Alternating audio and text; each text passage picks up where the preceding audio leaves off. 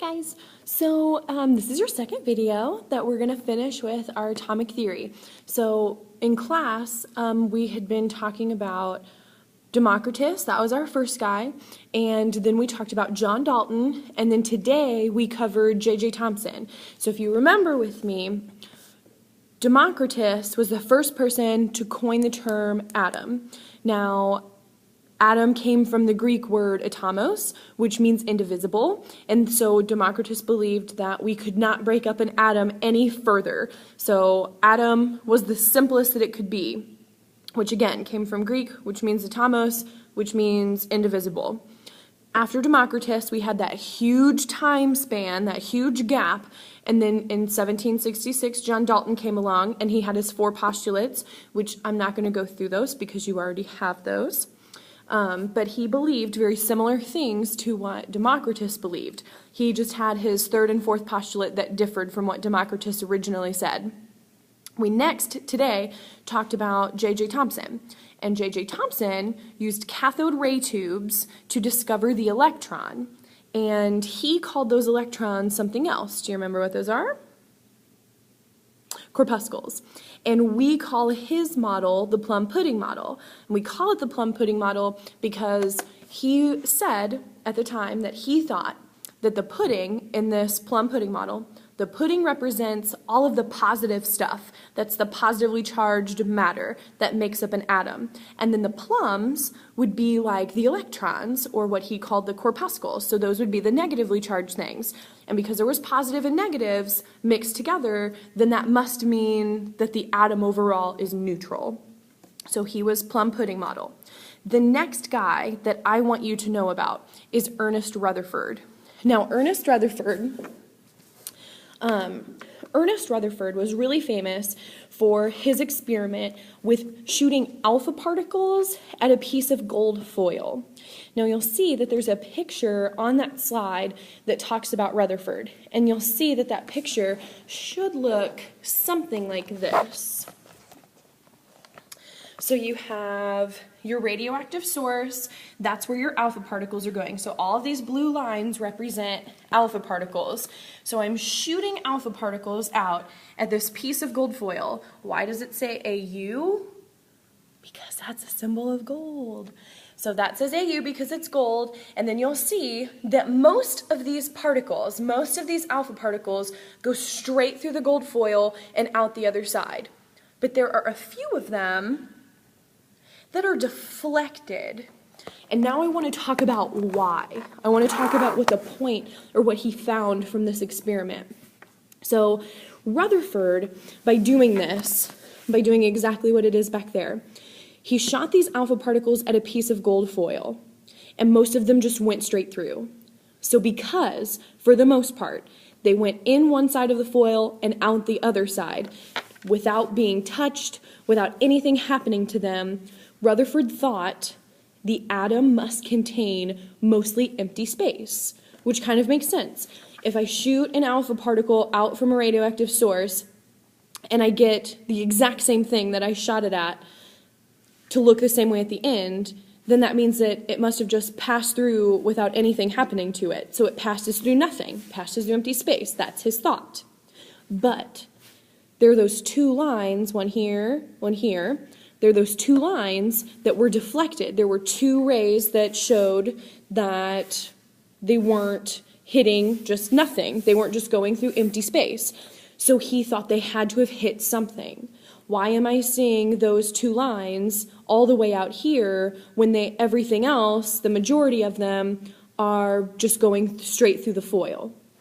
So Rutherford started to think maybe there's a really small, very dense part of the atom that he was thinking contained some type of positive charge. And this positive charge, when those alpha particles came from the radioactive source, went up, hit the gold foil, then they repelled, or they bounced off of something that was positively charged. Alpha particles are positively charged, and if I have something else that's positively charged, think about two magnets. When two magnets come together and they're positively charged, they're going to repel each other, and they don't ever want to stick together. So because this positive charge leaves the source, hits that gold foil, Rutherford thinks that the one alpha particle that's positive hits the nucleus or hits some protons, and then it must bounce off into a totally different direction. This is his thought. So Rutherford, we give him credit for actually determining or figuring out that there's a nucleus in the atom. So what I would like you to know is that Rutherford is credited for discovering the nucleus. Okay? So we give Rutherford equals discovery of nucleus. Okay, so Rutherford would be our discoverer of the nucleus. With this, he did not discover the proton. He did not discover the neutron. All he did was determine that there has to be something small in the atom that would probably be somewhere more in the center of the atom that contained positive charge. This is different as well than Thomson's model, because Rutherford also believed that most of the atom was empty space. So before, we had J.J. Thomson's model as being some of these negative corpuscles that were randomly assigned. So something like this. We just have these like random negatives. But that stuff in the middle of the atom or around the atom, around those electrons, wasn't empty, it was positive charge. Remember, think plum pudding. So all of the red was positive charge, and we had our electrons, which were his corpuscles. That's what he thought. Rutherford is different. Rutherford believes there is a positive nucleus in the middle of the atom, and then there are random electrons throughout. So then what constitutes the rest of this white space? It's empty space. And that is huge. That was really big at that time too, because everybody thought that there shouldn't be empty space in atoms. And people still believe that today. A lot of people still believe that atoms should not contain empty space. But from what we know better than that. You know that atoms mostly contain empty space, the model that we use today. So Rutherford's model was super important for getting us to the point that atoms mostly contain empty space, and that's okay. And he showed that by doing that experiment with the gold particles, okay? So the next guy that I want to talk about, the very last guy, in terms of right now, we'll go on further in a few weeks from now. But the last guy I want to talk about is Niels Bohr. And Bohr didn't care about the nucleus, he didn't care about the positive charges, he really didn't care so much about the negative charge on the electron. What he cared about was how the electrons are traveling through the atom. So Niels Bohr really focused on trying to determine what is the path that electrons will move, or what is the path that electrons will take in an atom. So you typically learn the model of the atom based on Bohr's model because it's simple and it's super easy. It is super easy to learn, and it's easy to see how electrons can transfer or move from one atom to another using the Bohr model. But the Bohr model is not the current model that we use. So for Bohr, we have another analogy for his model, and that is the planetary model. So you know Bohr's model as being the nucleus is in the middle, and you know that it's mostly positively charged.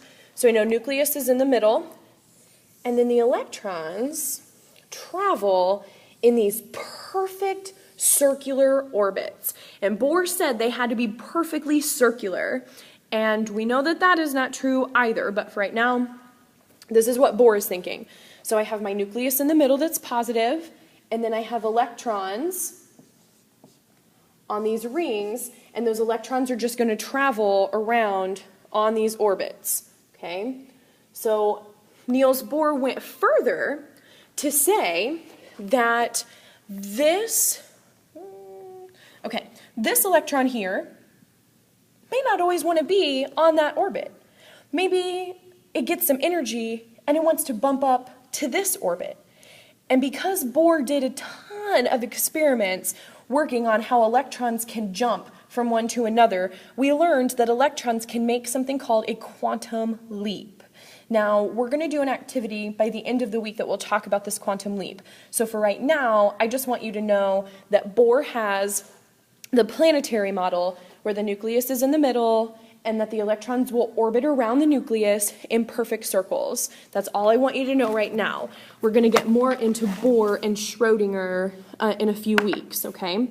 So the modern model, the model that we use today, is called the electron cloud model. And that's the next slide. That's the slide that you see that says the modern atomic model. And you'll see that it mostly just kind of looks like a cloud. This modern atomic model is based only on a few elements because other elements are going to look different. And I'm going to show you more of those in class tomorrow and Thursday. So the modern atomic model is also called the electron cloud model. And what it means, or what scientists would say that it does, is that it gives us a probability of being able to find an electron in a certain area. So we have our nucleus here in the middle. And let's assume that this is all just our electron cloud.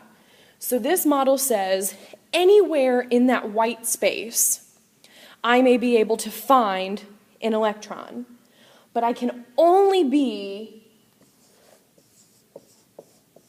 90% certain that an electron could be in that space. There is still a 10% chance that an electron could be found somewhere out of the cloud. That's what the modern atomic model is right now. It's just telling us that we have a probability of finding an electron within a certain region. We have a 90% probability of finding an electron within that region. There is still some chances, some possibilities that we could find an electron out of that cloud. So those were the two last guys that I wanted to talk about, and then I at least wanted to get you exposed to what the new or current model that we use is. Okay, so tomorrow I want to make sure that you bring a coat because we're going to do our human Bohr model activity tomorrow. We're going to go outside, so bring a coat. Also, tomorrow you need to make sure that you have watched this video and that you have taken some notes because you may have a little pop quiz at the beginning of class. And that also counts for Democritus, Dalton, and Thomson since we've already talked about them. So anybody of these models, any of these models, drawing them is fair game for me to ask you. So coat tomorrow, or jacket, or sweater, or whatever, and then make sure that you take some good notes on this. Also tomorrow, we'll do the human Bohr activity, and then afterward, we're going to start atomic structure. So I hope you all have a good night, and I'll see you tomorrow. Bye!